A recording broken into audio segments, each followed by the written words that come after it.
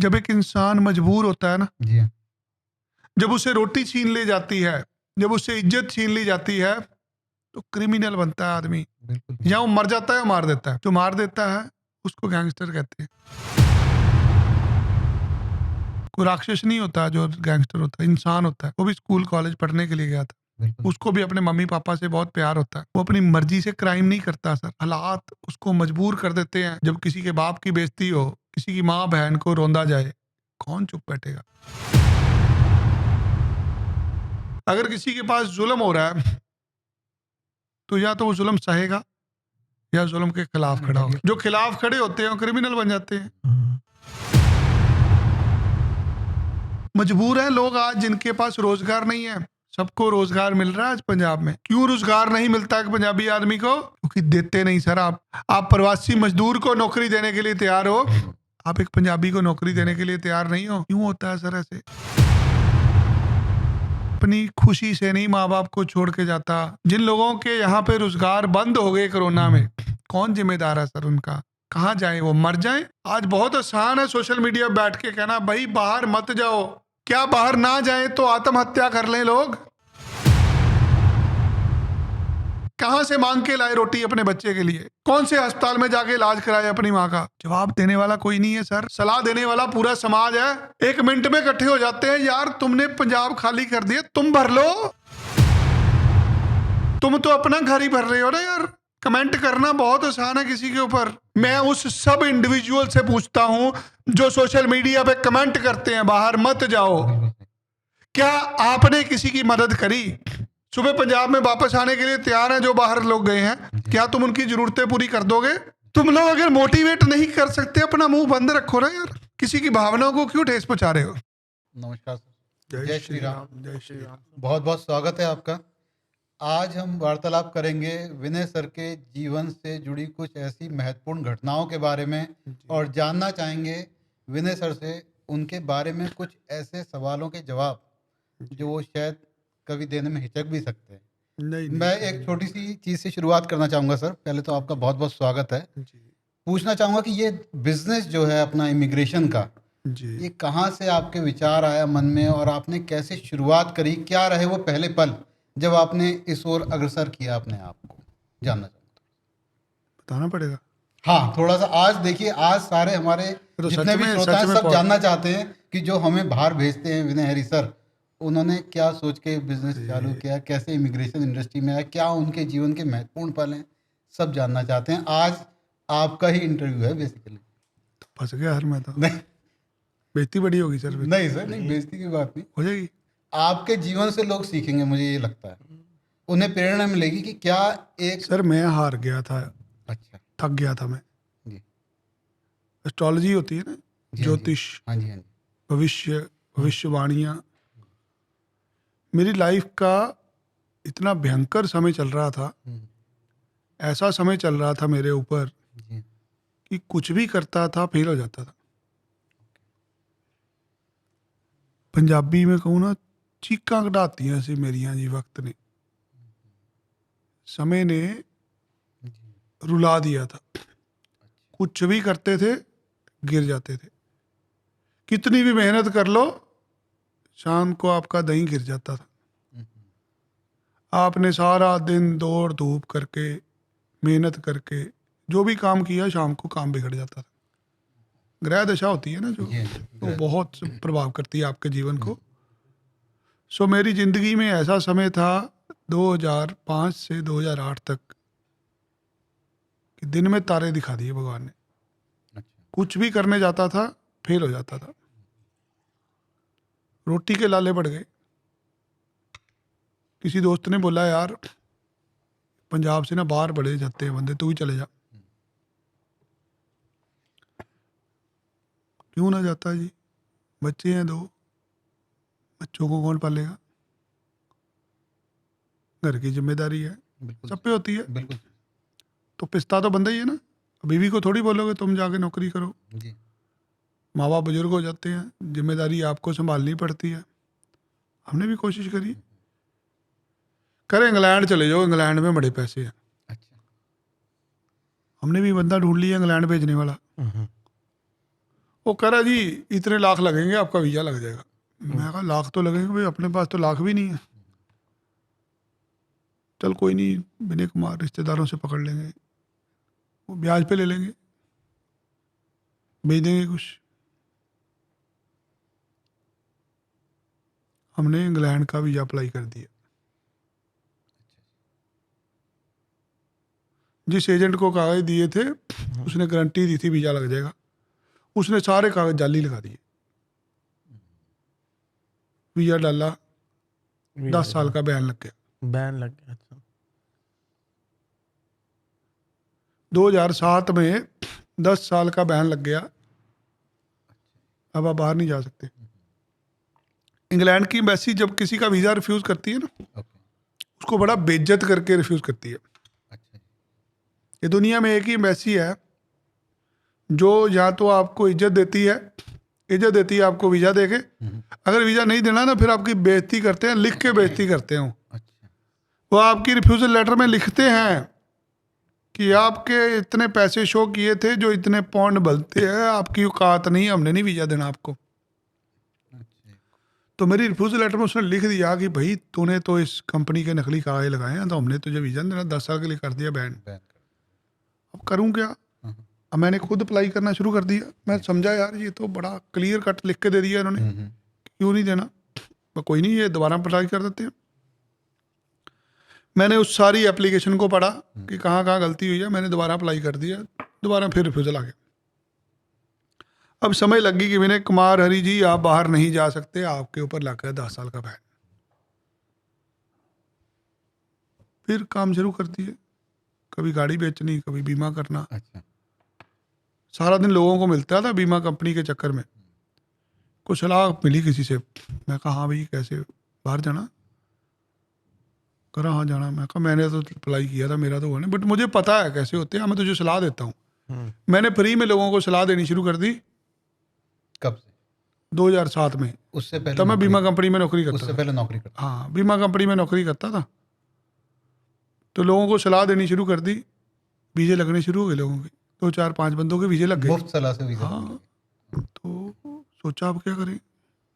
इतने में मेरा एक एजेंट था बीमा कंपनी का, अच्छा, वो कह रहा भाजी मैंने ना ये साइप्रस में किसी के वीजे अप्लाई कराए थे फलान एजेंट से, वो बच्चों के वीजे लग गए, चले भी गए, तो हमें तो उसमें 25-25 हज़ार रुपया भी मिल गया। मेरी तनख्वाही भी 22,000 रुपया थी। मैं कहा तुझे 25,000 एक बंदे में? हाँ कह रहा मैं 3 बंदे दिए थे, मेरा 75,000 रुपया बन गया।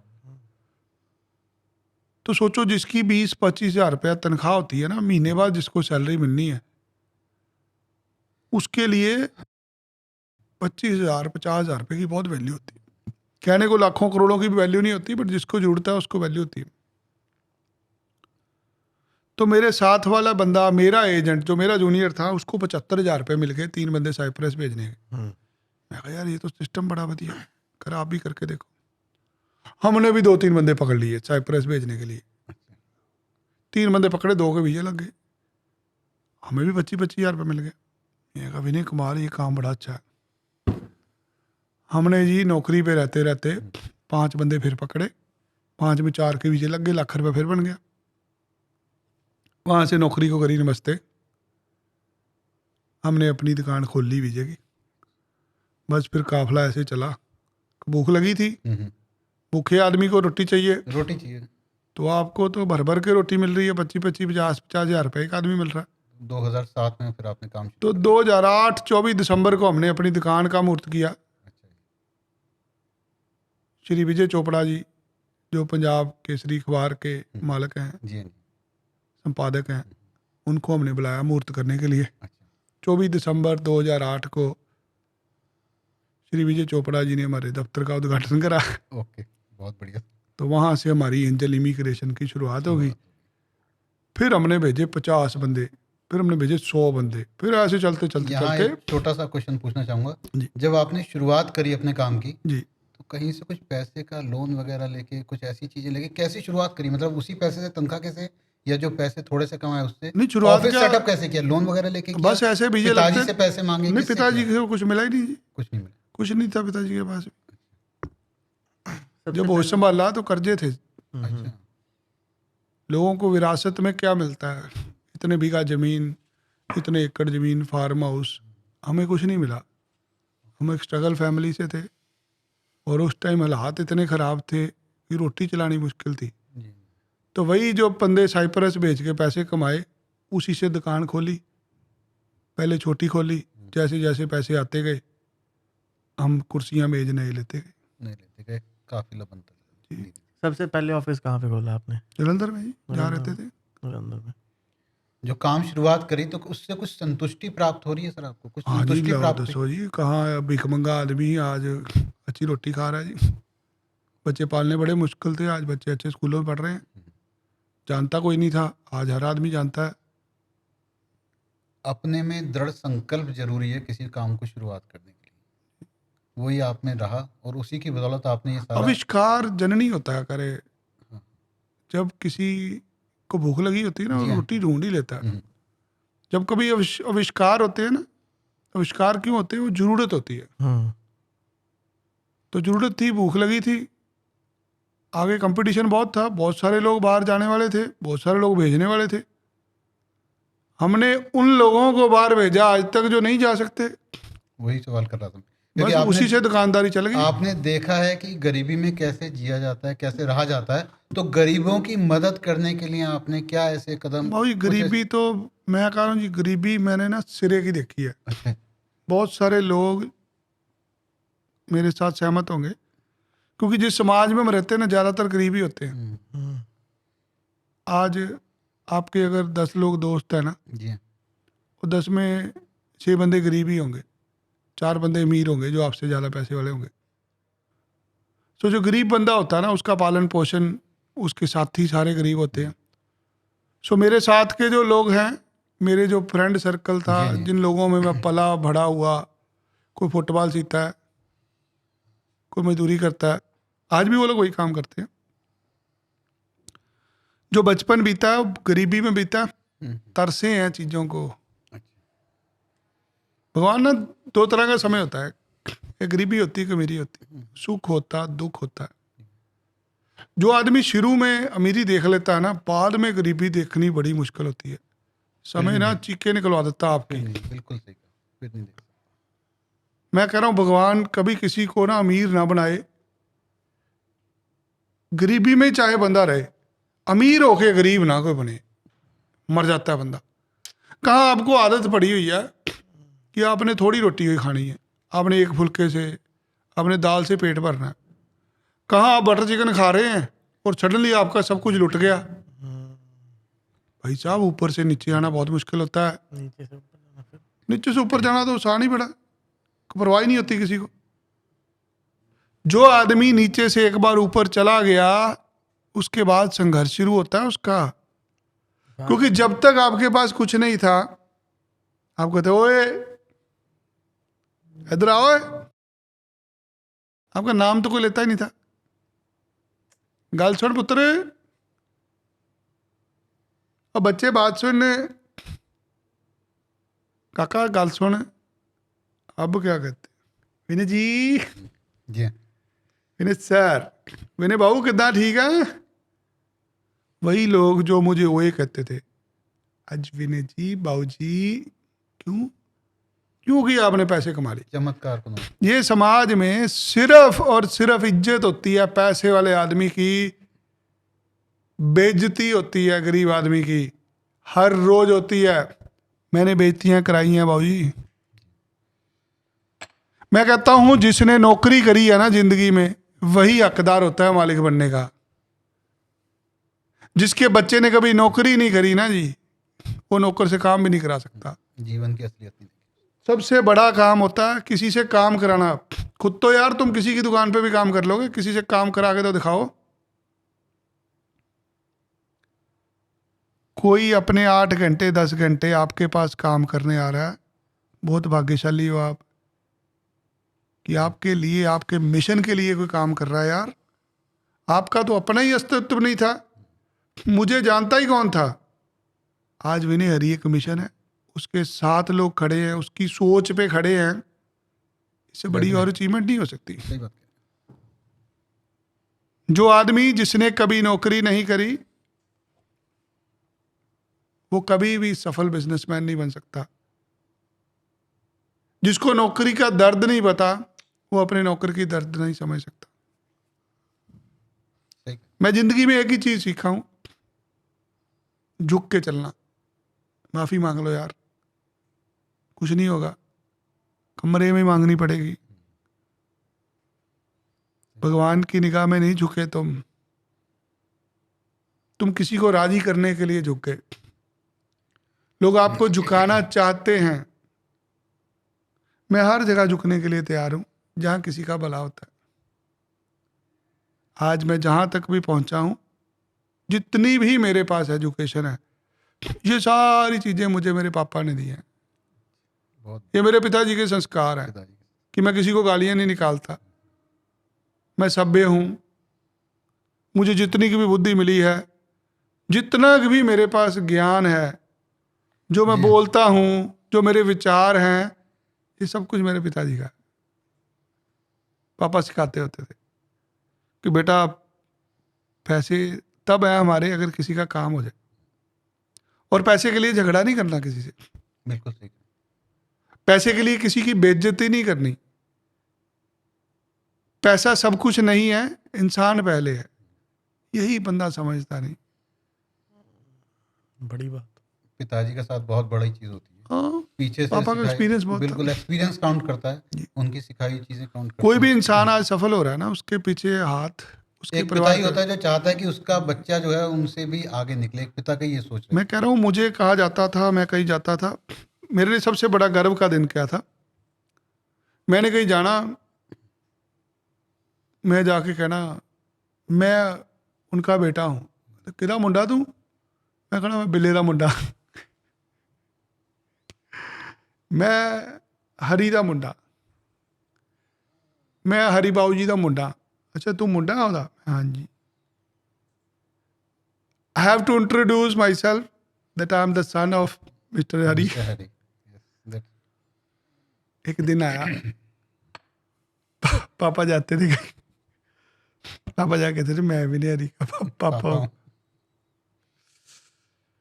गर्व था उस दिन कि उन्होंने किसी से भी पंगा ले लेना, वो तो बता मैं उसका बाप हूं। सही बात। बहुत एक बाप के लिए सबसे बड़ी अचीवमेंट गर्व होती का है दिन होता है। जब उसका बच्चा कुछ बन जाता है।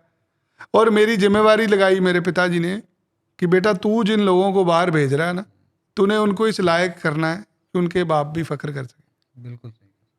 ऐसी जर्नी चली सर। इस मुकाम तक सर आप पहुंचे हैं। जी आपने बहुत समय देखा है इस मुकाम तक पहुंचने के लिए। जी कभी कोई ऐसा समस्या या कठिनाई आपके जीवन में आई जी। जिससे आप दोबारा से किस तरीके से उठे और किस तरीके से आपने उस कठिनाई को और समस्या का समाधान निकाला? कोई ऐसी उलझन आ गई बिजनेस बहुत में बार आई, या बहुत बार पर्सनल आई, लाइफ में? बहुत बार आई। देखिए जो आदमी का जीवन है ना, उसमें परेशानियां ही परेशानियां होती हैं। जी। स्पेशली जब आपके पास पैसे ही नहीं होते। बहुत सारे लोग ना, कुछ उनके पास नहीं होता तो भगवान के पास चले जाते हैं। मंदिर में जाने से कुछ नहीं होगा। कर्म करना। आपको सुबह 4 बजे उठना पड़ेगा। ठंड में उठ के आप 4 बजे कर्म करेंगे तो भगवान साथ देगा। 4 बजे उठ के आप घर पे पाठ पूजा कर रहे हैं, ठीक है, वो एक नियम है हमारी जिंदगी का, बट कर्म करना पड़ेगा, घर से निकलना पड़ेगा। जो आदमी घर छोड़ देता है सुबह जल्दी, ईश्वर उसके साथ चलते हैं सारा दिन कि मुझे शाम को इसको समृद्ध करके वापस लेके जाना है। बिल्कुल सही। जो घर पे 11 बजे तक बैठा है, घर से नहीं निकला। मेरे ऊपर जब भी समस्याएं आई, मैंने भागना शुरू कर दिया, मैंने स्पीड तेज कर दी। समस्या जब आप मेहनत ज्यादा करते हैं, उससे तो कोई नहीं रोक सकता ना। वो आपके हाथ में। आज रिसेशन है इंडस्ट्री में। पिछले 8 महीने साल से इमिग्रेशन का कारोबार खत्म हो रहा है, हर एजेंट नीचे जा रहा है। हमारा काम भी डाउन है। मैं काम ज्यादा करता हूँ। मैं पहले 8 घंटे काम करता था, मैं 12 घंटे काम करता हूँ, मैं 14 घंटे काम करता हूँ। हर रोज मैं अपनी टीम के साथ बैठता हूँ कि स्ट्रैटेजी बनाओ, किस तरीके से हमने प्रोडक्ट लाना है जिससे हम प्रॉब्लम में से बाहर निकलना। सो ऐसी बहुत सारी प्रॉब्लम आई जिंदगी में। साइप्रस भेजा लोगों को, साइप्रस चले गए लोग, वहाँ जाके लोगों ने हमें गालियाँ निकाली, वो भाई कितने भेजता, क्योंकि खुद तो हम बाहर गए नहीं थे, जी जहां मैं ही नहीं गया वहाँ अपने लोग मैं लोगों को भेज रहा हूँ, झूठ बोल के भेजा था। पता ही नहीं था ना साइप्रस है क्या। है क्या? जब वहां जाके लोगों ने गालियां निकाली, फिर डर भी लगे यार, ये गालियां निकाल रहे हैं, आज कल को पिटाई भी कर सकते हैं, केस भी पड़ सकता है। फिर क्या करा, फिर जो दो चार नाराज हो रहे थे उनसे बात करी, उनको बोला भैया हमें पता ही नहीं था, हम्म, चलो बताओ क्या हालात है। करे सर बहुत हालात खराब है। बोला तुमने ठंडे होने का क्या लेना है। कह रहा मेरे पैसे वापस कर दे, ले ले भरावा। 2 4 5 बंदों के पैसे वापस, समझ लगी कि साइप्रस नहीं भेजना, बंद कर दिया भेजना। ऐसे इंग्लैंड का समय आया, इंग्लैंड में लोगों को भेजा 2009-10 में, कॉलेज बंद हो गए वहाँ पे। फिर समझ लगी यार अब क्या करें, लोगों के पैसे दिए हुए हैं, कॉलेज बंद हो गया। फिर लोगों से कॉम्प्रोमाइज़ करा कि नहीं भाजी हमारा कोई कसूर नहीं, पैसे तो कॉलेज ने लिए। कह रहे नहीं तुमने भेजे, तुम्हें पता था। मुझे पता ही नहीं था क्योंकि मैं जा ही नहीं सकता था, मेरा खुद का ही वीज़ा नहीं था, तो मैं जाऊँगा तो पता लगेगा ना। सही बात। तो वहाँ पे भी पैसे दे के छुटकारा किया। उसके बाद काम चालू हुआ न्यूजीलैंड का। फिर पहले मैं गया न्यूजीलैंड, देख कर आए, मैं समझ के आए जाकर चीजें हैं देखा समझा, मैंने जहाँ भेजना ना मुझे दिखाओ। क्या है क्या। मैं गोरे को पकड़ा, मैं कहा ये बंदा रहेगा कहाँ, कह रहा वहाँ रहेगा। मैं काम कहाँ करेगा, कह रहा काम वहाँ करेगा। मैं रोटी कहाँ खाएगा, रोटी वहाँ से खाएगा। जी मैं सारा कुछ देखा, मैं कहा मैं वीडियो बना लूँ, करे बना लो। मैंने सबके वीडियो बनाए। मैं वापस आया, हमने दफ्तर के अंदर एलसीडी लगाई, तब नई नई एलसीडी आई जी थी। जी हम उस पर दिखाते होते रहे, हेलो बेटा यहाँ यहाँ पे नौकरी मिलेगी। पता था बाद में पिटाई होगी अगर झूठ बोल के भेज दिया, क्योंकि पीछे संभालने वाला कोई नहीं है ना। अगर तो आप एक बदमाश फैमिली से हो, आप गुंडे हो, आपके रिश्तेदार भाई बहन दोस्त गुंडे हैं, तो फिर तो आप अदरवाइज गाली निकालोगे ना। जब आप हो ही डरपोक, आपको पता है पीछे संभालने वाला कोई नहीं है, तो पहले ही संभल के काम करोगे ना। आप किसी को गाली क्यों निकालोगे, कोई गाली निकालेगा भी नहीं, कोई गाली निकालेगा भी। आपको कोई गाली निकाल रहा है, आप क्या करते हो। कुछ नहीं, क्योंकि गाली का जवाब तो सर महात्मा गांधी जी ने दिया। नहीं, गलत नहीं। ना सुनो ना बोलो ना देखो। आप बताओ अगर आपको गाली निकालेगा आप क्या करोगे। वापस गाल निकल जाएगी। हाँ, बट ऑब्वियस हाँ मुझे पूछो, आप बताओ। आपको गाली कोई निकालेगा तो आप क्या करेंगे सर। मैं सुनूंगा ही नहीं। हम्म, किसको निकाली, सुनो ही मत। नहीं मुझे सुनती ही नहीं है, मैंने सुनी ही नहीं। इतने से ही मैं राजी हो गया। मैं भी अपना खून खोल लूं, गंदा मुंह उसका होता है जो गाली निकालता है। हमने तो भाई साहब सुनी ही नहीं। तो पीछे कोई था नहीं मसला संभालने वाला, इसलिए जब किसी को न्यूजीलैंड भेजा तो पहले समझा दिया। 1200-1400 बंदा न्यूजीलैंड भेजा, समझ लग गई उसकी। फिर काम शुरू हो गया कनेडा का। फिर वो मनप्रीत कहते ना, पहले विनय हरी कनेडा गया, उसने जाके देखा कहाँ कहाँ बर्फ है, कहाँ कहाँ अपॉर्चुनिटीज है। बस फिर काफिला तैयार हो गया जी, पता लग गया कनेडा को बड़े बंदों की जरूरत है, हमारे यहाँ पे स्टूडेंट है। तो जब तक आप किसी जगह जाके उसको देखते नहीं, आप किसी को गाइड नहीं कर सकते।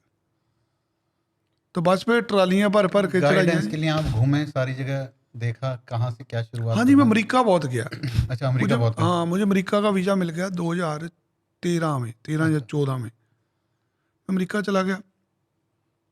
कॉन्फ्रेंसिस पे जाना, गोरों को मिलना, महंगे महंगे कॉलेजों में, यूनिवर्सिटियों बड़ी बड़ी में जाना, उनसे सीखना जाके। अमेरिका कितनी बार गए। मैं 70-80 बार गया हूँ। 70-80 बार 2013 से 2024 हाँ, 10 साल में हाँ, 70-80 बार। बस जाते रहे, मैं कपड़े कुपड़े वहीं लाता था, वहीं से लाता अच्छा, था। बहुत बढ़िया। तो अमेरिका में जाना, वहाँ लोगों को समझना, फिर जैसे जैसे लोग मिलते गए पता लगता रहा कि अब आपकी फील्ड भी एजुकेशन ही है ना, तो आपको एजुकेशन से रिलेटेड चीज़ें पता चल जाती है। किसी ने बोला ये जो PhD होती है ना, ये बंदे बड़े बढ़िया होते हैं। तो मैं किसी भी कॉन्फ्रेंस में जाता था, मैं लोगों से इंटरेक्शन करनी, उसने विजिटिंग कार्ड देना, उसके ऊपर लिखा होना डॉक्टर PhD, मैं उससे ज़्यादा दोस्ती कर लेनी। मैं बोला अंकल मैं हूँ तुम्हारे, कहा हाँ तुम आ जाना। मैंने अमेरिका के अंदर घूम के 20-25 PhD वाले जो गोरे थे उनसे दोस्ती बनाई, उनसे सीखा। और सच में जो अगर कोई PhD होता है ना, उसके पास ज्ञान बहुत होता है। डॉक्टरेट ऐसे की डिग्री। हाँ, बड़ी बड़ी यूनिवर्सिटियों में गया, डॉक्टरेट उनको की पूछा आपने PhD कौन से सब्जेक्ट में करी, हर कोई बंदा एक्सेल ही होता है। बड़ी बड़ी यूनिवर्सिटियों में गया, पता लगा कि नहीं पढ़ाई की वैल्यू है यार। फिर हमने क्वालिटी वाले इंस्टीट्यूशन में बच्चे रिक्रूट करने शुरू कर दिए। ऐसे ऐसे कोर्सों में बच्चे रिक्रूट करने शुरू किए जिसके अंदर बच्चों का फ्यूचर था। जब आप कोई बीमार है, आप उसको दवाई ही दे रहे हो तो ठीक ही होना ना उसने। तो हमने उन इंस्टीट्यूशन में काम करना शुरू कर दिया जिनके अंदर क्वालिटी एजुकेशन थी। हर बच्चा सेट हो गया जाके। फोकस उन्हीं पे किया, उन्हीं पे काम शुरू किया। पूरे इतने समय के आपके कार्यकाल में, जीवन जी में, जी। कभी कोई ऐसा समय भी आया कि लगा कि यार सब शून्य हो गया, अब दोबारा से उठना पड़ेगा, दोबारा से शुरुआत करनी पड़ेगी कहीं ना कहीं जिंदगी जी की, जी। सब कुछ शून्य हो गया? हाँ कभी जी। कोई ऐसी निराशा, कुछ ऐसी कोई चीज भी आई है इस पूरे सफर में अभी तक के? हाँ जी, बहुत कुछ होता है ज़िंदगी में। क्योंकि होता क्या है, जब किसी का वीज़ा नहीं लगता ना, वो आपको ऐसे देखता है पता नहीं जैसे आपने उसको ना फांसी के फंदे पे चढ़ा दिया। सही। जब किसी का उम्मीद लग जाता होती है ना जी वीज़ा, वो कह रहा है नहीं नहीं, ये तो मेरे गुरु महाराज ने लगवाया, मैं तो व्रत रखता हूँ, मैं तो हनुमान चालीसा पढ़ता हूँ रोज, इसलिए मेरा वीज़ा लगता है। इसका रिफ्यूज़ हुआ, कह रहा सर आपने SOP गलत लिखी थी, अच्छा। आपने जो मेरी फाइल के अंदर फार्म भरा ना आपने गलत भर दिया, आपने SOP Okay. में ये क्यों लिख दिया कि मैं वहाँ पे वापस नहीं आऊँगा। हम्म, जब किसी का वीज़ा नहीं लगता, उसका श्रेय उसके एजेंट को जाता है। कभी कोई ये नहीं कहता कि मेरी गलती है इसके अंदर। ऐसे बहुत सारी समस्या आई ज़िंदगी में, हर रोज़ आती हैं, फिर उसको बैठ के समझाते हैं। बहुत सारे लोग लड़ने को पड़ते हैं। अब जब पैसे आए हमारे पास, जी हाँ। अगर मैं अभी आपको पैसे दूं, विशाल सर ये लीजिए ₹1,00,000, आप क्या करेंगे? कि मैंने अभी विशाल सर ₹1,00,000, आप करेंगे क्या? अगला मूवमेंट क्या करेंगे? अगला मोमेंट कुछ नहीं, लेके अपने पहले सबसे पहले जेब में रखूंगा। ठीक है जी, विश्वास जी मैंने आपको अभी ₹10,00,000 पकड़ा, विश्वास जी ये ₹10,00,000, आप क्या करेंगे? मैं सोचूंगा कि इससे क्या कारोबार करूं अभी। नहीं नहीं, कारोबार क्यों करूं, मेरे पैसे हैं यार, मेरे पैसे थोड़ी कारोबार करोगे। फिर आपने दे दिया ना, अभी आपने- देखिए, आपने नहीं तो- मैं ये थोड़ी दिया, किस लिए दिया? सुनो मेरी बात, मैंने जेब में रखा। मैंने इनको दिया ₹1,00,000, हाँ जी। मैं आपको खर्चने के लिए नहीं दी। अच्छा ₹1,00,000 अच्छा, फिर हाँ, फिर वो फिर गेम नहीं खेले। सुनो, conditions apply हो कोई गए ना, कोई फिर तो- कंडीशन नहीं है। मैंने आपको बोला हाँ, विश्वास जी, विशाल सर ये ₹1,00,000, तो आपने उठाए, आपने रख लिए, हाँ। लॉकर में रख लिए, जेब में रख लिए, कहीं रख लिए। हम्म, आपको मैंने दिए ₹10,00,000, हम्म। आप कहाँ रखेंगे? तिजोरी में रखूंगा। अभी मुझे- रखेंगे। हाँ। मैं सर अगर 10 लाख रुपए मेरे होंगे तो फिर कोशिश करूंगा नहीं, 10 नहीं, के नहीं, 1 करोड़। मैं और समझ जाता हूँ। आपके होता भी होंगे क्या तो 10 के। कि हम लोग थे ऐसे ही थे हम लोग। पैसे तो हम देखे नहीं थे हमने, पीछे से गरीबी देखी थी। पैसे आए हमारे पास, किसी ने बोला ये लो ₹1,00,000, वीजा लग गया, ये तुम्हारा ₹1,00,000। ₹1,00,000 हाँ, ये वाली जेब में डाल सकते हैं, नीचे डल वाली जाएगा, में डाल सकते हैं। इसमें नीचे वाली में डल जाएगा। हाँ, उसमें आराम। इन्होंने वीजा दे दिए ₹10,00,000, अब कहाँ रखूँ? अब बड़ी चीज चाहिए कुछ छोटी सी। बैग में रख लिए। ऐसे 10 बंदों के वीजे लग गए, 10 ने 10-10 लाख रुपए दिए। अब हो गया पाऊ जी करोड़ रुपया, अब कहाँ रखूं? वो ट्रंक में रख देता हूँ। 50 बंदों के वीजे लग गए, करोड़ रुपया आ गया, अब कहाँ रखूं? क्योंकि एजुकेशन थी, सरकारी स्कूल की थी, ये पता ही नहीं था ये पैसे रखते कहाँ पे हैं। Definitely. हमें कोई सरकारी स्कूल में पढ़े हैं तो पैसे तो हमने खुद ही दिए ना। हम बीमार होते हैं तो इलाज भी हम खुद ही कराते हैं। शाम को अगर भूख लगी है तो रोटी भी हमने खुद ही खानी है। तो सरकार से तो हमें कुछ नहीं मिलता ना। तो सोच ये थी कि ये पैसे जितने हैं हमारे हैं सारे, अरे हाँ। हमने कौन सा टैक्स देना, क्योंकि जब हम किसी से लेते ही नहीं तो हम दें क्यों? देश तो आज़ाद है ना, बिल्कुल आजाद। आज़ाद देश है। किसी बंदे ने रिक्शे पे सवेरे शाम सवारियां ढोई, किसी आदमी ने सवेर से शाम तक मूली, गाजर, आलू, गोभी बेचा, उसने 100 रुपए की सवेरे मंडी से, 1000 रुपए की मंडी से सब्जियां ली, शाम को उसने 1200 रुपए की बेच दी, 200 रुपये बिका उसको, तो 200 रुपया उसी का ना। अब उसको को बोले 200 रुपये में, फिर भाई साहब 50 रुपये सरकार को जमा कराओ, देता है कोई रेडी वाला? नहीं। कोई नहीं देता ना। कोई नहीं देगा। तो भाई साहब हम भी क्या ऐसे ही काम करते थे। पहले साइकिलों का काम था, फिर मिस्त्री बन गए, इलेक्ट्रिशियन बन गए, जी फिर बीमे करने शुरू कर दिए। अब अमीर तो कभी हुए नहीं थे, पता ही नहीं था ये करोड़ रुपए आता तो रखते कहाँ है। तो हमारे पास जैसे पैसे आए भाई सर, हमने तो वैसे खर्च लिए। हमने गाड़ी ले ली, नहीं हमने कोठी भी पाली, हमने चैनियाँ भी बनवा ली, मुंदरी भी ले ली हीरे वाली, बिल्कुल सही। और आईफोन भी ले लिया। आईफोन बड़ा महंगा होता। सो जैसे जैसे पैसे आए हमने खर्चे शौक पूरे करे। महंगे होटलों में खाना जाना, हाँ जी हाँ जी। एलवी के जूते ले लेने, एलवी के बैग ले लिया, पैसे खर्चते गए। ये पता ही नहीं था कि इनकम टैक्स भी देना होता है। जी इनकम टैक्स, जीएसटी कुछ भी नहीं पता था। प्लाट ले लिया, दुकान ले ली, दफ्तर खरीद लिया। 2017 में मुझे पकड़ लिया, छापा पड़ गया सर इनकम टैक्स का।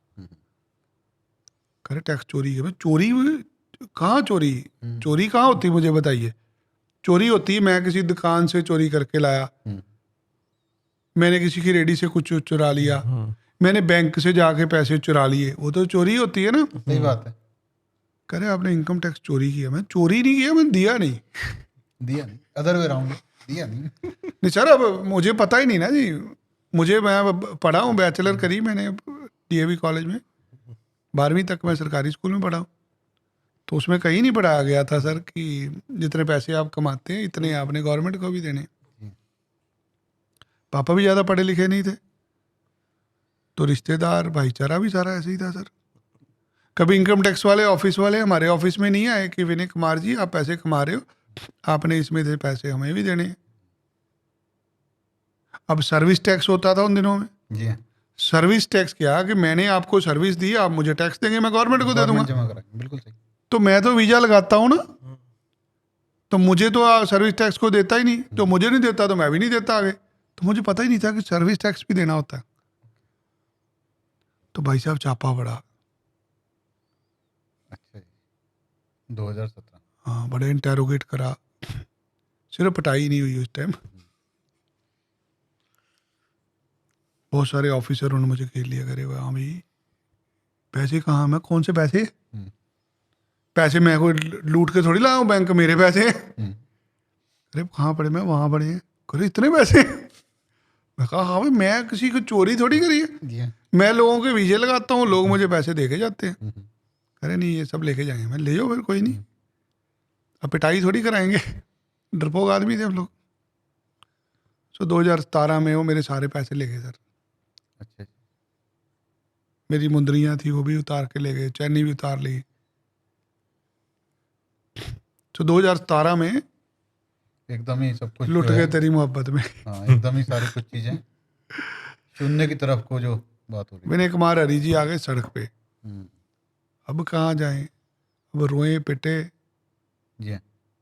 लेडीज भी घर पे रो रही हैं, पापा भी परेशान है। हम सोचे हमने किया गया यार, अखबारों में भी आ रहा है कि टैक्स की चोरी करी। चोरी तो वो होती है ना कि जो मैं किसी की दुकान से रेडी से चुरा के लाया। जिस दिन मैंने दुकान खोली मैंने लोन नहीं लिया किसी से, मुझे भारत सरकार ने लोन नहीं दिया कि ले लो विनय कुमार जी आप लाख रुपया हमारे से लोन ले लो, कल को आपको पैसे बचेंगे हमें ब्याज दे देना। तो ना तो मैंने सर लोन लिया, ना मेरी किसी ने हेल्प करी। तो मैं तो जितने पैसे कमाए तो मैं तो खर्च लिए। अनजाने में हो गया ये सब, पता नहीं ही जाने में हुआ सर, मुझे पता ही नहीं था ना। अनजाने में हो गया ना, तो पता ही नहीं था पता ही भाई नहीं था। टैक्स भी देना होता है। टैक्स भी देना अब गरीब आदमी को भी टैक्स देता है, तो हम तो गरीब आदमी थे ना, तो हम तो नए नए अमीर हुए थे अभी। गरीब आदमी थे इसलिए नहीं देते थे तो सर पता क्या हुआ, जब मौका ही नहीं मिला। हाँ, अब 2015 अनजाने में तक हुआ। साधारण थे, एकदम से आपके ऊपर कृपा करी भगवान ने, आपके वीजे लगने शुरू हो गए, आपके पैसे आ गए। अब नए नया अमीर आदमी हुआ होता उसको कहाँ समझ लगती है कि मुझे टैक्स भी देना, जितनी की समझ होती है बंदा दे देता। फिर जब सारी चीजें हुई फिर समझ लगा कि नहीं यार यू आर रॉन्ग। गरीब आदमी कोई टैक्स नहीं देगा, अमीर आदमी गरीब आदमी का भी टैक्स देगा। सुविधाएं मिलेंगी। हमारे मुल्क में कह रहे 2% लोग टैक्स देते हैं, 98% लोग टैक्स नहीं देते, और जो 2% टैक्स देते हैं 98% लोगों का टैक्स भी वही देते हैं। हाँ। सुविधाएं मिलें जिससे। सो आज के दिन भी हम लोग जितने पैसे कमाते हैं, हमारी कमाई में से 40% गवर्नमेंट को टैक्स जाता है। हम्म। क्या 40% को टैक्स देता है? ठीक है, देश को जा रहा है ना पैसे, पहले समझ नहीं थी। तो एक बार तो 2017 में दुकान हुई थी बंद, तो समझ ही ना लगे करना क्या। ओके, फिर ठीक है, समझ लगी, फिर धीरे धीरे करके सॉर्ट आउट करेंगे फिर अपना धीरे। समझा भाई क्या टैक्स लायबिलिटी है, धीरे धीरे करके किस्तें करी, किस्तों में दिए पैसे। फिर सब चीजें सेटल हो गई फिर। हाँ नहीं, चोट तो लगी, जो चोट लग जाती है एक बार, दर्द तो रहता है ना। दर्द तो रहे, घाव तो अब मेरे पास इतने सारे पैसे सारे ले गए थे उठा भरने में, घाव भरने में समय लगता है, लेकिन वो अनजाने का भरता नहीं है सर, सारी जिंदगी याद रहता है याद तो रहता है, लेकिन वो मार खा जाता सर। है ना। भूखा आदमी हो जिसके पास पैसे ना हो, वो मर जाए तो समझ लगती है। अमीर आदमी कैसे मर जाए, कभी सोचा है? आपको बनने को लगता है पैसा सबसे बड़ी ताकत है, नहीं, कानून सबसे बड़ी ताकत है। हम लोगों को समझ नहीं होती। जो भी आदमी कारोबार कर रहा है, मेरी उसको विनती है कि एक बार ना कायदा कानून समझ लो। समझ लो। आज देश बढ़ रहा है, देश डिजिटल है। ये जो हम पेटीएम खेलते हैं ना सारा जी हाँ, जी दिन, हाँ। जी पे कर दो, पेटीएम कर दो, पे में कर दो, डिजिटल पेमेंट्स। सब कुछ रिकॉर्ड में है। आपको खुद जाके चेक करना पड़ेगा आपकी टैक्स लायबिलिटी क्या है। हाँ। कोई आपको घर पे बताने नहीं आएगा। जो भी आदमी करोड़ रुपया कमा रहा है साल का, उसको 40% गवर्नमेंट को देना, अगर देश में रहना। अगर पैसे नहीं दे रहे तो तैयार हो जाओ, ऑनलाइन है, अपने आप चेक करिए। जो टैक्स नहीं दे रहा तैयार हो जाओ, कल को जेल में जाना पड़ेगा। सब चीजें आज के दिन देश में सबसे बड़ी चोरी टैक्स की चोरी है। हम 100% वाइट में काम करते हैं, कोई टैक्स हमें दे ना दे, हमें पता हमें देना पड़ेगा। तो ये एक बहुत बड़ा मेरे साथ बहुत बड़ा एक्सीडेंट था मेरे लिए, जहाँ से आपने अपने आप को दोबारा से हाँ दोबारा कोशिश करें जी खड़े करने की। इतने बड़े सफर में सारी चीजें होती रही, धीरे धीरे चलता रहा कारवां। जी, कभी ऐसा भी कोई मौका आया कि आपको लगा हो किसी ने धोखा दे दिया मुझे बहुत भयंकर, और उससे मैं कैसे उस धोखे से निकलूं, कैसे? क्योंकि जब बहुत सारे लोग जुड़ जाते हैं जी, तो कहीं ना कहीं कोई ऐसा बंदा भी आता है जो आपको गलत विचार से देखता हो, धोखा देने की कोशिश करता हो। तो जिंदगी में कोई ऐसा मुकाम भी आया कि धोखा मिला आपको, और उस धोखे से कैसे निकले आप? पता कैसे लगा, क्या हुआ? देखिए जो धोखा होता है ना, जी।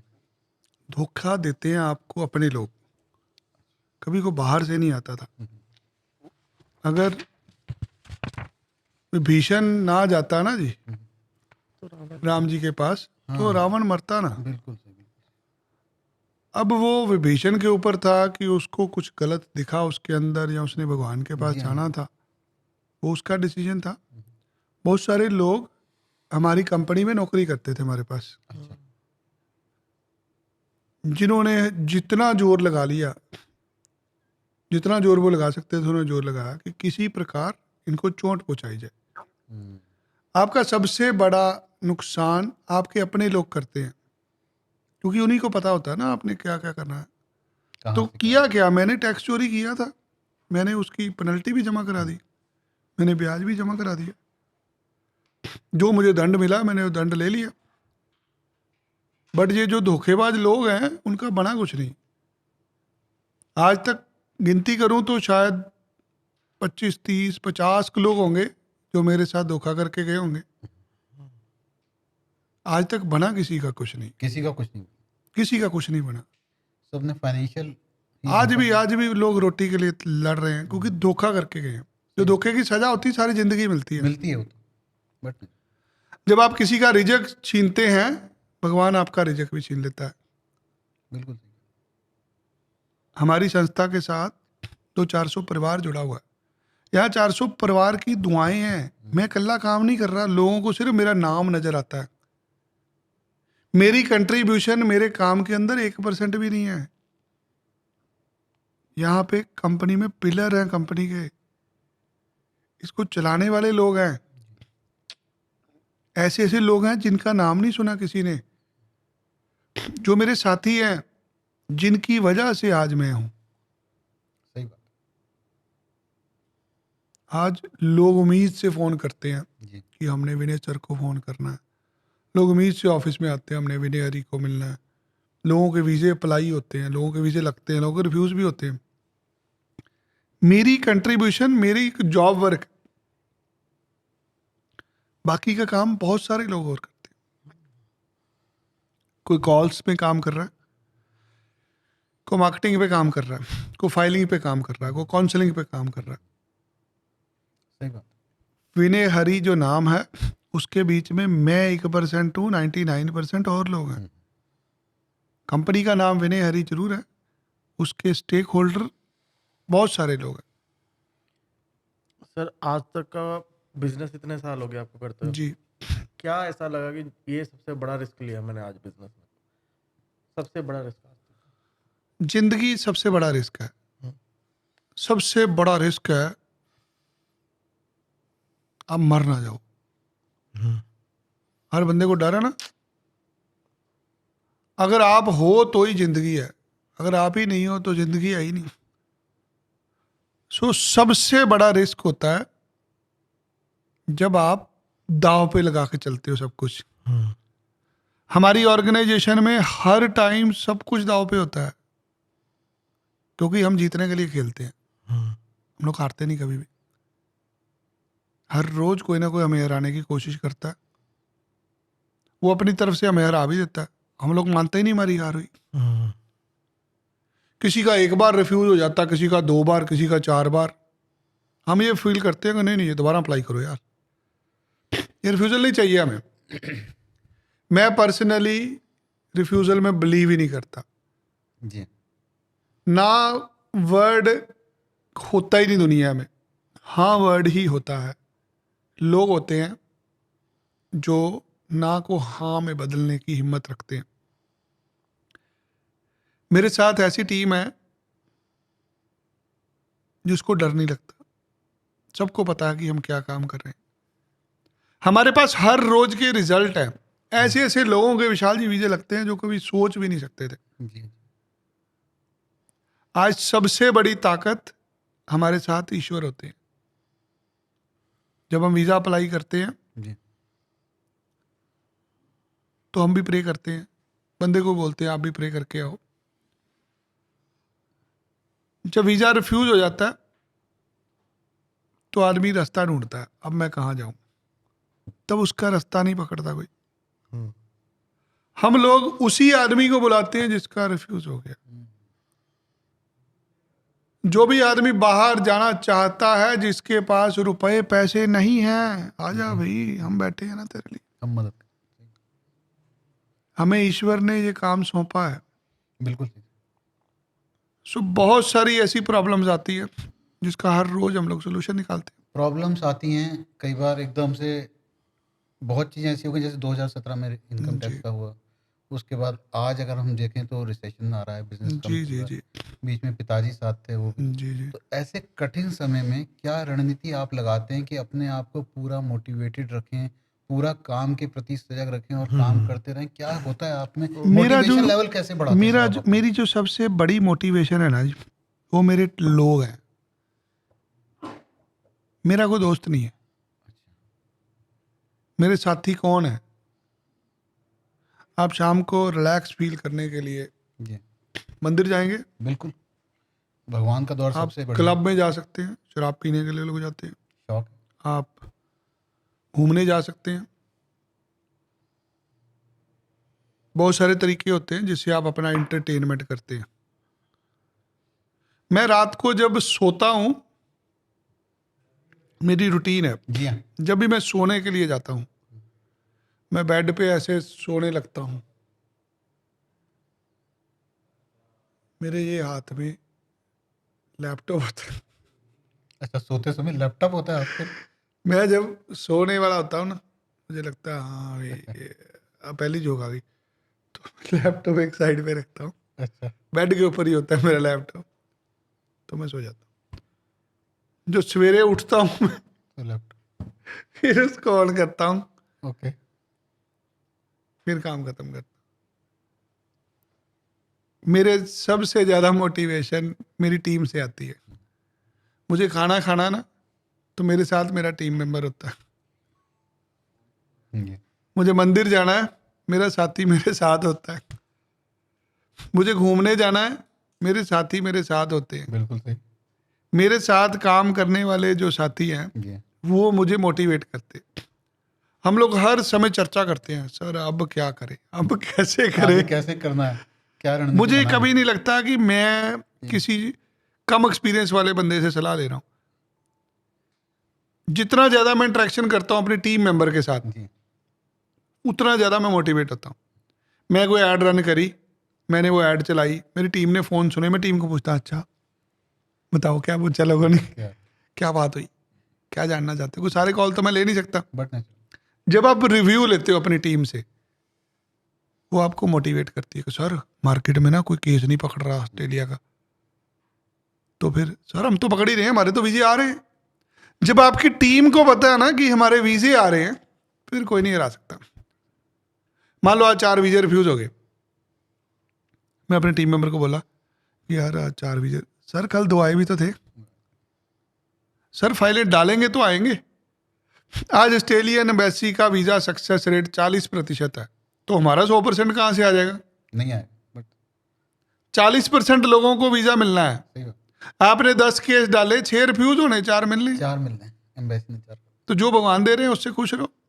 सो मोटिवेशन का लेवल अपने साथियों से आता है। टीम से आते हैं। सही है सर, बहुत बढ़िया है। इसके साथ एक छोटी सी और जी जानकारी चाहूँगा, जी थोड़ी सी पर्सनल है। जी। आपके परिवार में आप अपनी सफलता का श्रेय किसे देना चाहेंगे, और कौन आपके लिए सबसे ज़्यादा आपका एक जैसे होते हैं गॉड होते हैं कि हाँ भाई मेरे इनको पिताजी, मेरे पिताजी, उन्होंने मुझे यहाँ तक पहुँचाया जी। संस्कार होते हैं ना जी। ये पैसे वीज़ा लगने के बाद हाँ, यही मैं इसी क्वेश्चन पे आ रहा था कि ये चीज़ की क्या शुरुआत होता है, पापा ने समझाया था कि बेटा किसी का काम हो तो ही पैसे लेने हैं। ये- ऐसे भी रख सकते हैं, बहुत सारे एजेंट हैं जो कह रहे हैं हाँ जी ले आओ पैसे दे दो, काम हो ना हो हमें उससे वो ना संस्कार होते हैं उनके। उनके माँ बाप एक ऐसे दौर में से गुजरे होते हैं जहाँ उनको परवाह नहीं होती, क्योंकि संस्कार तो आपको घर से मिलते हैं ना। बिल्कुल सही। हमारी फैमिली का क्या सिस्टम था कि भाई लड़ सकते नहीं हम किसी से क्योंकि कमज़ोर है, तो अगर कोई सेटिस्फाइड होगा तो ही पैसे लेने का फायदा है। उसके 2 फायदे, एक तो लेवल लोगों का विश्वास बढ़ेगा, अगर बाद में लोगे एक लोग खुश होंगे, एक रेफरेंस मिलेगा। इतनी चीज़ पिताजी ने समझाई थी जो आज तक लागू है। पैसे वीज़ा के बाद लेने के फ़ायदे क्या हैं? सबसे बड़ा फ़ायदा है कि आपके सामने को टिक नहीं सकता। दूसरा, क्लाइंट का विश्वास बढ़ता है। तीसरा, आपको रेफरेंस क्लाइंट मिलता है। चौथा, जिसका रिफ्यूज़ भी होगा वो भी कहता है यार कोई बात नहीं, मेरे से कौन सा कोई पैसे लिए। मेरे कौन से पैसे खराब हुए हैं। सही। तो ये चीज़ें आपको आपकी फैमिली से मिलती है। कोई ऐसा सेक्रीफाइस जो तुम लगता है कि आपने जो अपनी फैमिली के लिए किया, कि जी। इतने साल कारोबार में रहे हैं, जी आप कह रहे हो कि इतने इतने घंटे आप काम हाँ करते जी। हो, कि क्या ऐसा लगता है कि आपने इस कारोबार बनाने के चक्कर में क्या क्या सेक्रीफाइस देखिए किया। होता क्या, सेक्रीफाइस करना हर एक इंसान के जीवन में होता है। जब आप पुरुष होते हो, मेल होते हो, तो आपके ऊपर जिम्मेदारियां होती हैं। बहुत सारे लोग समाज में हर रोज विदेश जाते हैं। कोई कनाडा जा रहा है, कोई यूएस जा रहा है, कोई ऑस्ट्रेलिया जा रहा है, कोई अपने बच्चे को भेज रहा है, कोई खुद जा रहा है, कोई बहन को भेज रहा है, कोई बेटी को भेज रहा है। क्या वो वापस आएंगे कभी? कब मिलोगे आप अपने बच्चे तो को, ही नहीं है। अपने बहन को? कितना बड़ा सेक्रीफाइस होता है जब परिवार छोड़ के जाते हैं। सही बात। सो हर एक जीवन में परिवार है।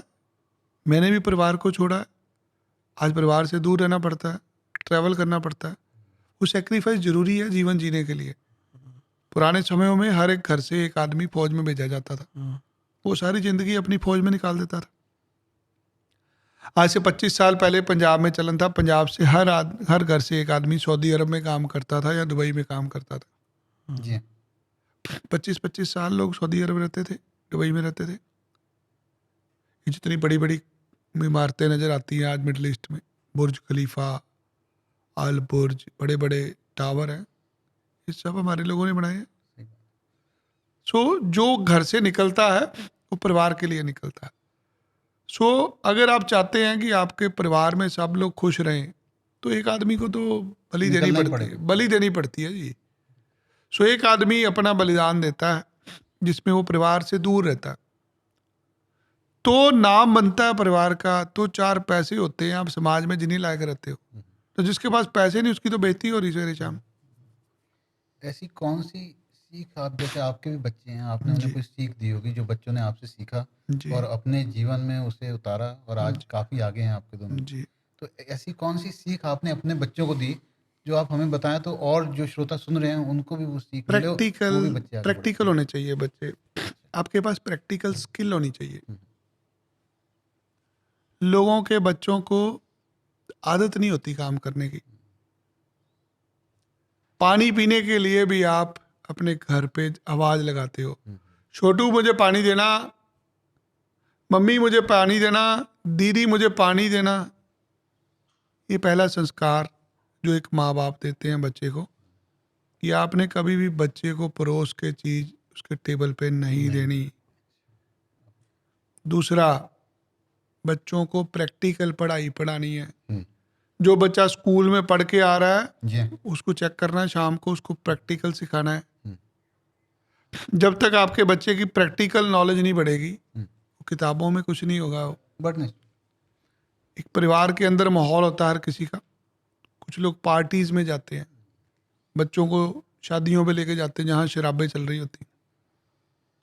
हम लोग अपने घरों में किसी जैसी जगह पे नहीं जाते, हम लोग इकट्ठे जाते हैं तो मंदिर जाते हैं। मन जब आप बच्चे को गुरुद्वारे लेके जाते हो, मंदिर लेके जाते हो, उसके भाव चेंज होते हैं, जी हाँ। उसको भगवान का पता चलता है। हम परिवार को लेके गौशाला में जाते हैं, हम गौ सेवा। अस्पतालों में जाते हैं, दान पुण्य करने जाते हैं। बच्चे को हम्बलनेस का पता चले, बच्चा किसी से ईर्ष्या ना करे, ये सब द्वेष सारी की चीजें। भावना ना रखे। कि जब आप एक पेड़ को पौधे के रूप में ही सींचते हो जी हाँ। तो उस पेड़ के लिए ज्यादा ऊपर जाना आसान होता है। सही कह रहे हैं।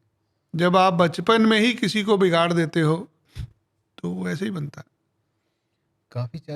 काफी सारी चीजें आपने देखी, काफी सारा जीवन देखा। जी। ऐसी कौन सी घटना रही आपके जीवन में जिसने प्रेरित किया आपको कि अब मुझे समाज के लिए कुछ करना है, और खासकर एक ऐसे वर्ग के लिए तो जरूर करना है, जी। गरीब वर्ग के लिए जो नहीं जा पा रहा, जो अपनी इच्छाएं मार रहा है। इच्छाएं बहुत हैं। कौन सी घटना ऐसी रही आपके जीवन में जिसने आपका पूरा देखिए, जीवन बदल दिया? मेरे पिताजी 1.5 साल पहले चले गए। मेरे पिताजी के कुछ उद्देश्य थे। वो अपने जीवन के अंदर जितने के पैसे मैं कमा के लाता था ना, उसमें से वो एक फिक्स अमाउंट हर महीने निकालते थे और उससे वो अपने मन के जो जो उनके काम होते थे वो करते थे।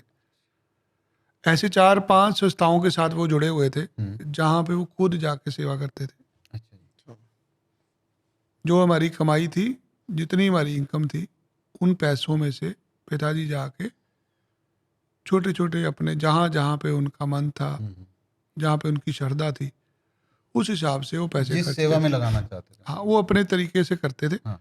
जैसे मैं उनके साथ बहुत बार मुझे लेके जाते थे, हम जी। लोग ट्रालियाँ ले लेते थे पट्ठों की, चारे की। अच्छा, चारे की गौशाला में हमने जाके चारा देना। ओके। अनाथ आश्रम में उन्होंने जाके मुझे साथ लेके जाना है। दिवाली पे फल फ्रूट हमने अनाथ आश्रम में, विधवा आश्रम में दे के आने हैं। ऐसी बहुत सारे कार्य लगे हुए थे। फिर पिताजी ने 15 साल लोगों को फ्री दवाइयों की सेवा करी। जितना जितना उनसे होता था उन्होंने करा। जब वो चले गए दुनिया से, मुझे लगा अब मेरी जिम्मेदारी है। तो मेरे पास इतना समय नहीं था कि मैं उनकी जो 10 संस्थाएं हैं वहां पे जाके सेवा करूं। तो मैंने वो सारी सेवा एक जगह पे लगानी शुरू कर दी कि मुझे गरीब बच्चों के परिवारों को, जो गरीब परिवार हैं, उनके बच्चों को ही बाहर भेजना। सिर्फ और सिर्फ गरीब परिवार के ऊपर ही तो ज्यादा। हमने एक मिशन लिया जी। कि भाई जितने हो सकते हैं अपनी जेब से डालेंगे, जितने नहीं हो सकते वो कॉलेजों से लेंगे, कुछ ऐसी चीज़ ढूंढेंगे जहाँ गरीब बच्चों को भेज पाए। आज मिशन बन गया कि इस ऑर्गेनाइजेशन में जितने पैसे कमाए जाते हैं उसमें से एक हिस्सा गरीब परिवारों की सेवा के लिए लगाया जाता है। यही आपका वो रहा, मोटिव रहा। जी। इसलिए जो पिछले साल सीपीपी करके एक प्रोग्राम आपने लॉन्च किया, उसके बारे में थोड़ी जानकारी चाहूंगा। कनाडा कि पैसेज उससे प्रोग्राम कैसे हमने आपने बच्चों को सहायता करी? कनाडा पैसेज प्रोग्राम में हमने 150 के करीब बच्चे भेजे, जिसमें से 100-125 बच्चे बिना पैसों के गए। ये वो बच्चे थे जो कभी जा नहीं सकते थे। ऐसे बच्चे कल को समाज को बेहतर बनाते हैं। उन्होंने कोई पैसा कुछ नहीं, सब इत्मीनान नहीं से कुछ, गए अपना। हर बच्चा गया जाके आज उसने, वो लोग सब अपना सेट हाँ खुश हैं तरीके से बच्चे, यहाँ काम से कर रहे अच्छे हैं, हैं, पढ़ रहे हैं। भारत से अच्छे हैं। अब जानना चाहेंगे सर, जीवन में सबसे बड़ी एक प्रेरणा होती है, कुछ सपना होता है, जी, तो आपका सपना क्या रहा? सबसे बड़ा सपना क्या है आपका कि हाँ मैं ऐसा कुछ कर जाऊं समाज के लिए? वो सपना क्या है आपका, जो सबसे बड़ा सपना आपने मेरा देखा यही है? सपना है कि कुछ ऐसे लोग जो देश का नाम रोशन कर सकें, जो पंजाब का नाम रोशन कर सकें। आज सिर्फ पढ़ाई से बच्चे पीछे रह जाते हैं। अगर एक बच्चा भी ढंग की पढ़ाई पढ़ गया, वो देश बदलने की ताकत रखता है। मैं बच्चों को प्रेरित करता हूं, तुम एरोनॉटिकल साइंस में जाओ, तुम क्वांटम फिजिक्स पढ़ो, कंटेंट क्रिएटर बनो। ऐसी ऐसी दुनिया में पढ़ाई है जिसके अंदर स्कोप ही स्कोप है। आज तक कोई शाहरुख खान का मुकाबला नहीं कर सका, सलमान खान, आमिर खान, अमिताभ बच्चन, 150 करोड़ की आबादी है हमारी, जी हाँ, आज तक दोबारा अमिताभ बच्चन नहीं बन पाया। नहीं बन सही।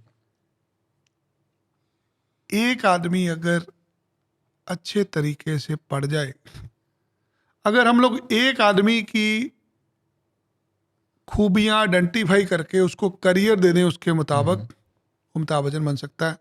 जी हाँ, बिल्कुल बन। हर एक इंसान के अंदर एक योग्यता होती है, पहचाननी बड़ी मुश्किल होती है। आदमी बना होता है डॉक्टरी के लिए, उसके घर वाले उसको इंजीनियर बना देते हैं, फेल हो जाता है आदमी। मुझे ईश्वर ने इतनी शक्ति दी है, मैं किसी भी स्टूडेंट को मिलके मुझे ये पता लग जाता है ये आदमी बना किस चीज के लिए। मैं अपने वो काउंसलिंग स्किल से लोगों को गाइड करना चाहता हूं, जितना मेरे से होता कर रहा हूं। मेरे में इतनी शक्ति है, मैं आपको 1 करोड़ रुपए की नौकरी दिलवा सकता हूं। आपको मेरे मुताबिक चलना पड़ेगा, राह दिखा। क्योंकि मैंने दुनिया देखी है, मेरे पास तजर्बा है। मेरे भेजे हुए ऐसे ऐसे बच्चे हैं मेरे पास जिनकी करोड़ करोड़ रुपए तनख्वाह है। अच्छा जी, गरीब घरों से उठ के गए हैं, जो अच्छा, जिनके घर में रोटी नहीं थी खाने के लिए, आज वो आसमान की बुलंदियों पे हैं, प्राउड मूवमेंट। सिर्फ उन्होंने पढ़ाई करी है। अगर आपने पढ़ाई कर ली ना, आपको जिंदगी में कभी तरसना नहीं पड़ेगा, चीजें आपके घर पे चल के आएंगी। आप पीआर ढूंढते हो यार, आप तो पहले सिटीजन हो, सिटीजन, वेरी आप इंडियन सिटीजन हो, इंडियन सिटीजन, बिल्कुल सही। जो दुनिया में 5वीं सबसे बड़ी ताकत है। अगर आपने आज वायलिन बनाना बजाना सीख लिया, आपने हारमोनियम सीख लिया, आपने खाना बनाना सीख लिया, बाल काटने सीख लिए, बिल्कुल सही। आप दुनिया में अपना नाम बना सकते हो। मैं कौन हूं, मेरा नाम क्या है? ना तो मैं बहुत बड़ा बॉडी बिल्डर हूं, ना मैं सिंगर हूं, ना मैं लेखक हूं, ना मेरी को पढ़ाई लिखाई हुई है। मैं तो विनय हरी हूं। मैंने विनय हरी को ही अपना ब्रांड बना लिया। मैं अपने क्षेत्र में कोशिश कर रहा हूं कि मैं जितना ग्रो कर सकूं। हर आदमी का एक क्षेत्र होता है। अक्सर लोग गलतियां करते हैं डाइवर्सिफिकेशन करके। एक आदमी जब किसी पेशे को छोड़ के दूसरे पेशे में चले जाता है, वो अपना बेड़ा गर्क कर लेता है। आप एक ही चीज के लिए बने हो। जो पेशे में आपने एक बार 2, 4, 5 साल लगा दिए, वहां से आपकी जर्नी शुरू होती है और आप वो सारा कुछ छोड़ के दूसरी तरफ चल पड़ते हो। आज मैं लोगों को विदेश भेजता हूं, मेरे पास हर सवाल का जवाब है। आज मैं ये छोड़ के बिल्डर बन जाऊं, मैं लोगों को प्रॉपर्टियां बेचनी शुरू कर दूं, मैं कल पिज्जे की दुकान खोल लूं, फेल हो जाऊंगा मैं। अगर आज मैं किसी एक बच्चे को ज्ञान दे दूं कि बेटा तुम इस चीज के लिए बने हो, तुमने ये करना है, वो दुनिया जीत लाएगा। बिल्कुल सही कह रहे हैं। हमें लोगों को अमिताभ बच्चन कैसे बनना है ये सिखाना है। शाहरुख खान, सलमान खान, आमिर खान, ये एक्टर कैसे बने? एक दिन में नहीं बने। प्रभु श्री राम को 14 साल वनवास मिला था। 14 साल के बाद भगवान को राज तिलक हुआ था। तुम्हें कैसे एक दिन में हो जाएगा यार? नहीं हो सकता, मेहनत करनी पड़ेगी। आज हर जगह पे सुनते हैं अब पंजाबी आ गए, ओए दिलजीत दोसांझ, जिसने आज दुनिया में अपना नाम बनाया, वो एक दिन में थोड़ी बन गया सर। मैं कुछ दिन पहले बीनू ढिल्लों पाजी को मिला होटल में। मैं पाजी बड़ी चढ़ाई, आ जाओ कुछ खाते हैं। कह ना वीर तुसी खा सकते हो, असी तो खा भी नहीं सकते। अच्छा। मैं क्यों भाजी? हम्म। कह रहे भाजी अगर थोड़ी सी भी आवाज़ चेंज होगी, हम्म। थोड़ी सी भी फैट होगी, हमारा काम बंद हो जाएगा। कह रहे भाजी सालों साल लग गए हमें इस लेवल पे पहुंचते हुए, आज हम अपनी मर्जी से कुछ खा पी भी नहीं सकते। सो हर किसी के जीवन में संघर्ष अलग अलग है। जो एक्टर हैं वो खा पी भी नहीं सकते अपनी मर्जी से, वो पता गला बैठ गया, ऊपर नीचे हो गया, अगले दिन काम नहीं मिलना। सही बात, उनका तो रोजी रोटी है। हर किसी के लिए चैलेंज अलग अलग है। चैलेंज अलग अलग, बिल्कुल सही। गुरदास मान साहब जब गाते हैं, जी हाँ। उनकी लय एक ही होती है।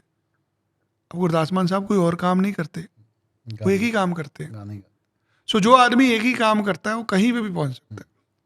सो मुझे ईश्वर ने ऐसी शक्ति दी है, मैं किसी को भी मिलके ये जान सकता हूँ कि आदमी किस चीज के लिए बना।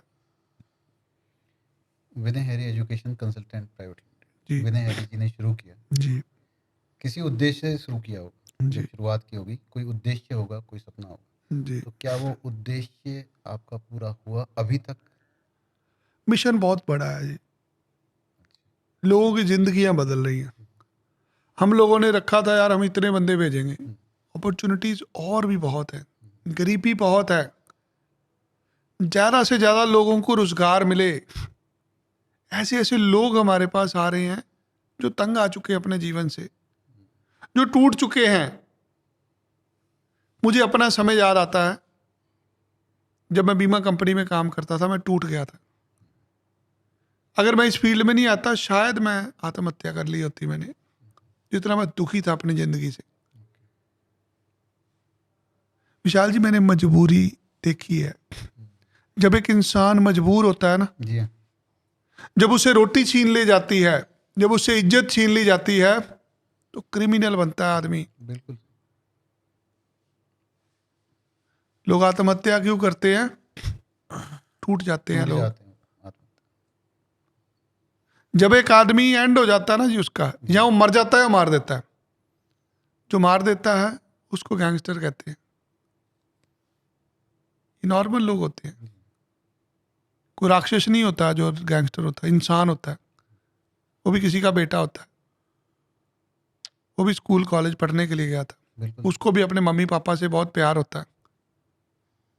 वो अपनी मर्जी से क्राइम नहीं करता सर, परिस्थिति ऐसी बन जाती है। परिस्थिति ऐसी होती है, हालात उसको मजबूर कर देते हैं। जब किसी के बाप की बेइज्जती हो, किसी की माँ बहन को रोंदा जाए, कौन चुप बैठेगा? जानवर थोड़ी है हम लोग।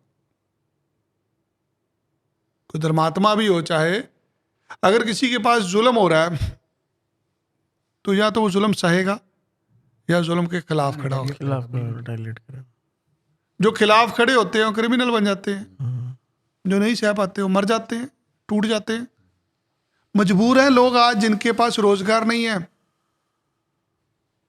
यहाँ पंजाब में नौकरियां नहीं है सर। हर साल लाखों की तादाद में लोग आते हैं पंजाब में काम करने। किसी चौक में चले जाओ सुबह, मजदूरों के लिए जहाँ जरूरत है जी। मजदूर भरे पड़े हैं। ये पंजाबी मजदूर नहीं है सर, ये बाहर से आए हैं सारे लोग। सबको रोजगार मिल रहा है आज पंजाब में, पंजाबी आदमी को रोजगार नहीं है। क्यों रोजगार नहीं मिलता है पंजाबी आदमी को? क्योंकि देते नहीं सर। आप प्रवासी मजदूर को नौकरी देने के लिए तैयार हो, आप एक पंजाबी को नौकरी देने के लिए तैयार नहीं हो। क्यों होता है सर ऐसे? क्यों ना वो विदेश जाए? कोई सर अपनी खुशी से नहीं माँ बाप को छोड़ के जाता, मजबूरी होती है सर। आप लोग 2-2 लाख रुपया तनख्वाह डिजर्व करते हो, जितनी आपकी पढ़ाइयाँ करी हुई आपने। आपके लिए यहाँ पे नौकरियाँ नहीं है, आपको विदेश में 10 लाख रुपए की नौकरी मिल जाएगी, उसके लिए आपको घर छोड़ना पड़ेगा, बिल्कुल बच्चों को छोड़ना पड़ेगा। जब कुछ नहीं होगा फिर आदमी जाता है। जिन लोगों के यहाँ पे रोजगार बंद हो गए कोरोना में, कौन जिम्मेदार है सर उनका? कहाँ जाए वो? मर जाएं? सही बात। आज बहुत आसान है सोशल मीडिया बैठ के कहना भाई बाहर मत जाओ। क्या बाहर ना जाए तो आत्महत्या कर लें लोग? जिसको भूख लगी है वो कहां जाए? कहां से मांग के लाए रोटी अपने बच्चे के लिए? कौन से अस्पताल में जाके इलाज कराए अपनी मां का? जवाब देने वाला कोई नहीं है सर। कोई नहीं है। सलाह देने वाला पूरा समाज है। 1 मिनट में इकट्ठे हो जाते हैं, यार तुमने पंजाब खाली कर दिया, तुम भर लो। तुम तो अपना घर ही भर रहे हो ना यार। बिल्कुल कमेंट करना बहुत आसान है किसी के ऊपर कि बाहर मत जाओ। क्या यहां आपकी कंट्रीब्यूशन क्या है? मैं उस सब इंडिविजुअल से पूछता हूं जो सोशल मीडिया पे कमेंट करते हैं बाहर मत जाओ। बिल्कुल सही। क्या आपने किसी की मदद करी? क्या आप किसी पंजाबी आदमी को रोजगार देने के लिए तैयार हो? जवाब मांगते हैं। सही। आज कहते हो पंजाब खाली कर दिया, यार तुम भर लो ना। सुबह पंजाब में वापस आने के लिए तैयार हैं जो बाहर लोग गए हैं, क्या तुम उनकी जरूरतें पूरी कर दोगे? क्या भूख से मर जाएं लोग यहां पे? तुम लोग अगर मोटिवेट नहीं कर सकते अपना मुंह बंद रखो ना यार। किसी की भावनाओं को क्यों ठेस पहुंचा रहे हो? इतने अच्छे भले लोग कनाडा में जा रहे हैं, चंद लोग उठ के कहते नहीं जी डूब गया कनाडा मत जाओ भाई। यार हम 50,000 रुपए में भेज रहे हैं, हम 50 लाख रुपए में थोड़ी भेज रहे हैं। हम तो गरीब आदमी को मौका देने हैं यार। गरीब आदमी भाई जी चलो आओ, चलो मेहनत मजदूरी करके बन जाओ। यहां क्या बना लोगे? मुझे सिर्फ इस चीज का जवाब दो। बिल्कुल यहाँ कितने की नौकरी है सर? एक बीटेक पास आउट मर जाता है सर 20,000 25,000 रुपए में, 25,000 और जलील होता है, बेइज्जती होती है सर आदमी की। 25-30 हजार के बस साल के सर 2.5-3-4 लाख। हमारे पास बहुत सारे लोग काम करते हैं।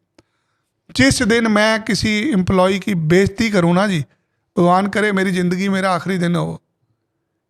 मैंने देखे हैं सर लोगों को बेइज्जतियां करते हुए। लोग ऐसे टुट टुट के पड़ते हैं अपने बंदों को जैसे खरीदा होता है आदमी। बिल्कुल मेरे पास अक्सर एप्लीकेशन आती है, नितिन सर लेके आते हैं, सर इसको छुट्टी चाहिए, कल परसों भी सर इसको ना 10 दिन की छुट्टी चाहिए। मैं कहा सर फिर? कह रहे देनी है। मैं क्यों नहीं देनी सर? मेरी ऑर्गेनाइजेशन में अगर कोई मेरे से छुट्टी मांग रहा है, मेरे पास क्या हक है उसको कहने का कि भाई तुम्हें नहीं देनी छुट्टी? जब मुझे छुट्टी चाहिए थी, मुझे नहीं मिलती थी, तो मेरे सिर पे क्या बीतती थी? मैं क्या सोचता था? मैं अपने स्टाफ मेंबर को छुट्टी ना दूं, उसके घर पे कोई शोक समाचार हो, कोई खुशी हो, मैंने उसको छुट्टी नहीं दी, उसका मन थोड़ी रहेगा यहाँ पे। बिल्कुल वो मेरे साथ फिर उतने दिन ही काम करेगा ना। जिस दिन उसको अच्छी नौकरी मिलेगी भाग जाएगा। भाग जाएगा नहीं। हम लोग क्यों नहीं लोगों को मोटिवेट करते? यार तुम कुछ करने के लिए पैदा हुए हो, तुम मजदूरी करने के लिए पैदा नहीं हुए। अगर आप अमेरिका कनाडा ऑस्ट्रेलिया जाके 5-10 लाख रुपया कमा लोगे, वो आपके पैसे हैं, बिल्कुल सही। वो आप किसी को नहीं देने वाले।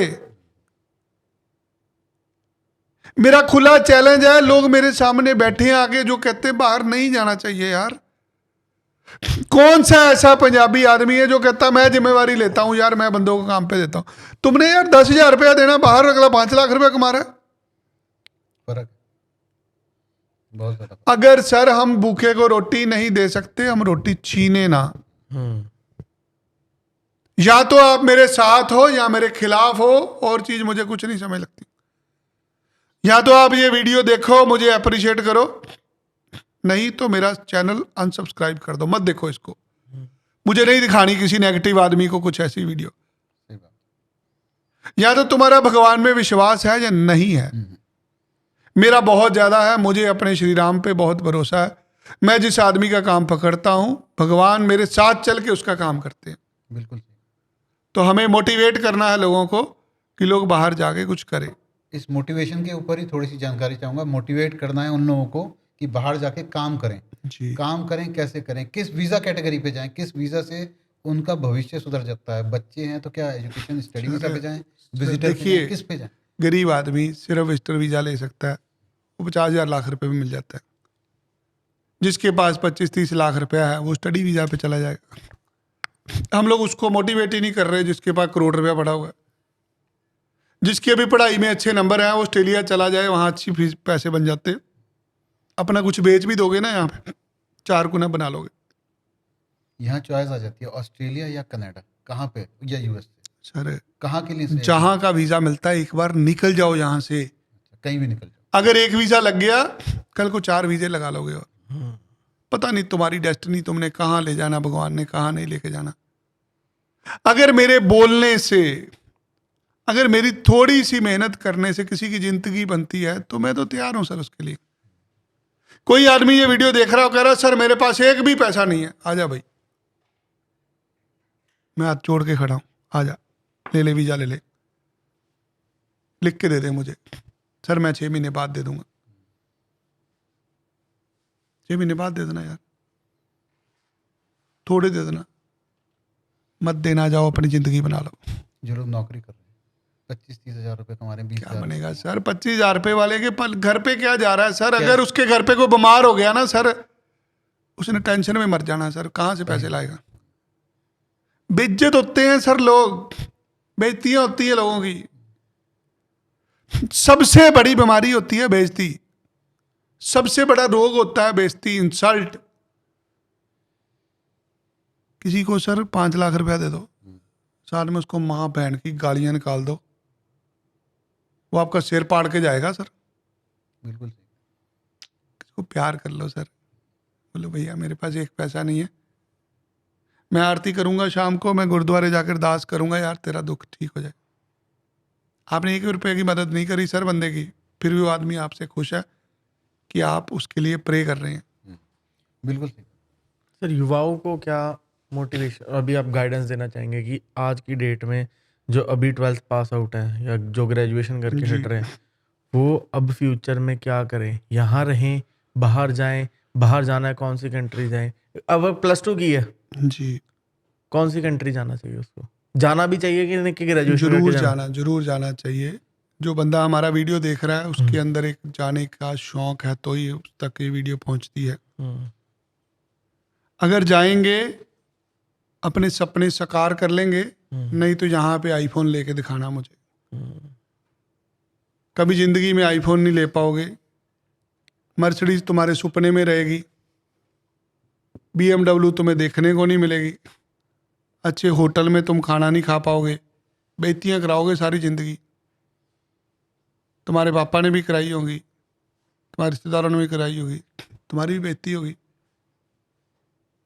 इज्जत चाहिए, घर छोड़ना पड़ेगा।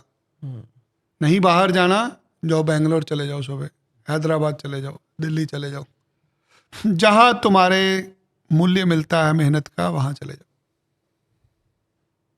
साथ कोई नहीं देगा। हर आदमी का मकसद है तुम्हें यूज करना, क्योंकि उसके अपने टारगेट पूरे होते हैं अगर तुम्हें कोई यूज करता है। मोटिवेट करना है लोगों को डीमोटिवेट नहीं करना। जो लोग काम कर रहे हैं, जी नौकरी पर हैं, जी पैसे की आमदनी कम है, जी, घर में भी पैसे बहुत ज़्यादा नहीं है, उनको क्या मार्गदर्शन दोगे आप? कैसे जाएं? उम्र है 25 से 35-40 साल के बीच में, जी सपने बड़े हैं, जाना चाहते हैं कहीं ऐसी जगह पे जहाँ पे जाके सपने पूरे हों, आईफोन खरीद पाएं। अमेरिका भेजेंगे, अमेरिका पे। अमेरिका भेजेंगे, 15,000 रुपया एम्बेसी की फीस है, जी। जाओ जाके विजिटर वीज़ा पे ट्राई कर लो। 10-15 लाख रुपया है, स्टडी वीज़ा पे ट्राई कर लो। अमेरिका पे। कोई कागज नहीं चाहिए, कोई फंड नहीं चाहिए, किसी प्रकार का कोई दस्तावेज नहीं चाहिए, सिर्फ तुम्हें अपने ऊपर और मेरे ऊपर विश्वास होना चाहिए। जिसको मेरे ऊपर विश्वास है वो मेरे पास आना। अगर पहले ही तुम्हें डाउट है ना कि नहीं मेरा काम होना ही नहीं, मत आना, नहीं होना तुम्हारा काम। अगर तुम्हें अपने ईश्वर पे भरोसा है आ जाओ, मैं वीजा लगवा के दूंगा। हर किसी के लिए समाधान अवेलेबल है, हर किसी के लिए समाधान है, हर किसी के लिए प्रभु श्री राम अवेलेबल है अवेलेबल है, समाधान अवेलेबल है। जी, भगवान उन्होंने सबके लिए है। आपको भेजा हुआ है इसी कार्य के लिए, मुझे लगता है। मेरा जो कार्य है मैं कर रहा हूँ। यही आपका सपना भी है। 10 साल बाद आप इस सपने से अपने आप को कहाँ देख रहे हैं, कहाँ देख रहे हैं 10 साल बाद आप? यही रहूंगा, मैं कहीं नहीं जाऊंगा। मैं तो अपने अंतिम दिन तक, अंतिम क्षण तक कोशिश करूंगा कि लोगों के काम आ जाऊं। इसी इंडस्ट्री में, इसी जी, मुझे कुछ और नहीं करना। आपकी बाकी जिधर भगवान ले जाएंगे चलेंगे। आपकी बात से ये समझ आया कि अगर परिस्थिति बदलनी है तो पहले तो घर से निकलना पड़ेगा। जरूरी है। सबसे ज़्यादा ज़रूरी है ये। कोई आदमी देख लीजिए, कोई भी आदमी देख लीजिए दुनिया में, जिसने कुछ पाया है उसको घर छोड़ना पड़ता है। सफर शुरू होता है गांव से छोटे शहर में, फिर बड़े शहर में, फिर महानगर में, महानगर से विदेश में, विदेश से महाविदेश में। कपूरथला से आपकी जर्नी शुरू हुई, आप जलंधर आ गए, जी। जलंधर से लुधियाना गए, लुधियाना से चंडीगढ़ गए, चंडीगढ़ से दिल्ली गए, दिल्ली से बॉम्बे गए, बॉम्बे से आप दुबई गए, दुबई से आप लंदन गए, लंदन से आप न्यूयॉर्क गए, न्यूयॉर्क से आप कैलिफोर्निया गए। ये सफ़र होता है ज़िंदगी में। दुनिया के अमीर लोग अमेरिका में, कैलिफोर्निया में, लॉस एंजल्स में, हॉलीवुड की पहाड़ियों में रहते हैं। जी, मैं देख के आया हूं। बिल्कुल सही, सही बात है। बिल्कुल। दुनिया के अमीर लोग सिर्फ हॉलीवुड में रहते हैं और कहीं नहीं रहते। फिर जैसा जैसा किसी का जीवन स्तर होता है वैसे वैसे पहुंच जाता है। हम अभी चंडीगढ़ तक पहुंचे हैं, नहीं सर, भगवान चाहेंगे हम भी दिल्ली देख लेंगे।